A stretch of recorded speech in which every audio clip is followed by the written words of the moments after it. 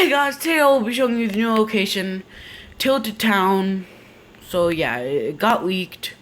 And once you go through the barrier, if you notice, my skin changed. It says, welcome to Tilted Town, no building, no break-in. So, yeah, so there's gonna be stuff, and you can't build or break stuff. Ew, 6-shooter. Disgusting. Alright, yeah, look, right here, look! There's the sign. I want to break that sign, but I can't. Okay, there's a pump. So, yeah, there's the clock tower. And yeah, there's a bush right here, and it is like a tumbleweed. So, yeah. Pistol? Ew, what the heck? You are trash. Oh, yeah, and the worst part about this is you can't open chests.